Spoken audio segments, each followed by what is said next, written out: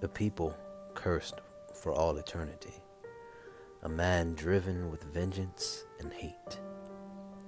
The report of the wolves of St. August is one that is filled with pain, bitterness, and dread.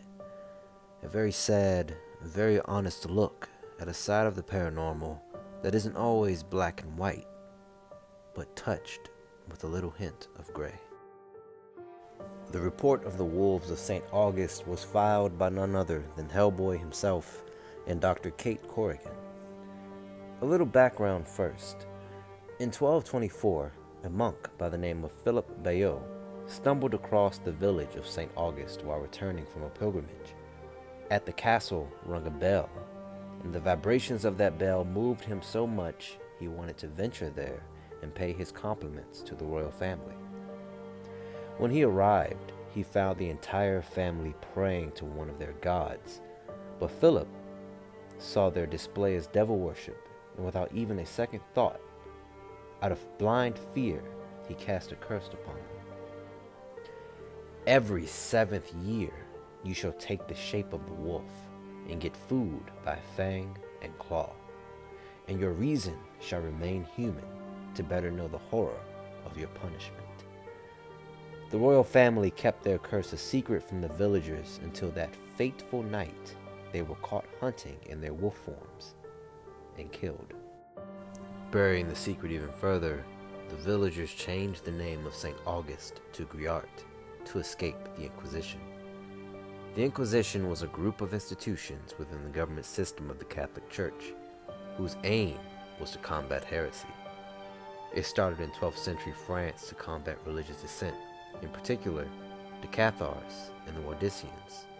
They even went so far as to destroy the very bell that attracted the monk to begin with. In Hellboy and Kate's report, they speak of one who survived the massacre, a boy smuggled out of the castle by a servant.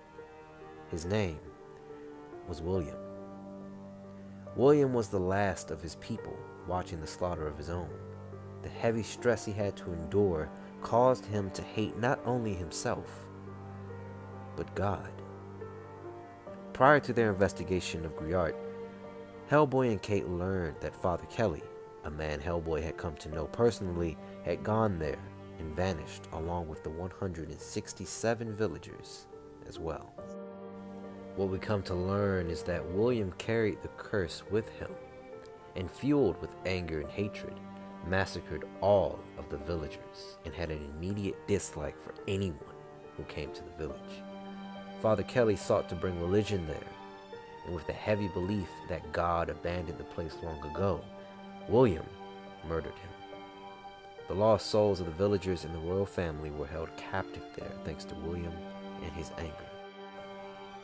A note from Dr. Kate Corrigan speaks about her first sighting with a ghost, a young girl burdened with the curse.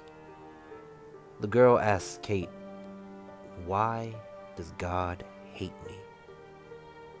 Kate immediately replied that no one hates her, but then the girl steps forward, revealing herself to Kate. The massive head of a wolf appears where her regular head should be, and the girl responds, "Then why did he make me like this?"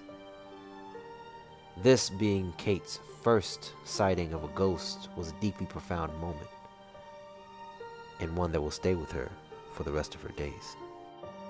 In Hellboy's notes, he states that the ghosts of the family would not let them leave, and that they were keeping them at bay in order to face off against William. What was left of William was truly only a beast, for he states that, "I have endured the change once in every 7 years down the long centuries. Can you imagine the pain?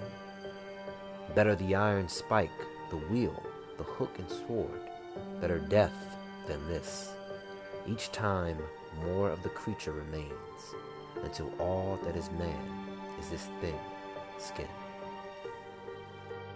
William turns into a werewolf one last time and does battle with Hellboy. Kate, along with the ghost, watch in horror, but eventually, like most cases go, Hellboy gains the upper hand. He avenges Father Kelly and the people who died, while William's final words as he wanders off into the darkness were, "I'm tired William fades away to the nothingness and disappears into nothing but bone and dust. And the spirits of St. August finally come to rest. The case of the Wolves of St. August gives us a look at the strains revenge can have on a soul, and the pain that the will to live on past your years can bring, especially when it's driven by hatred and turmoil. William believed that God hated him, hated his home, his people, and to see Father Kelly was just a reminder of how alone and dreadful he truly felt. God left them a long, long time ago. In May of 1994, the site had been declared cleared by the BPRD, and all of the anger, rage, and hatred had vanished, and the wolves of St. August had gone.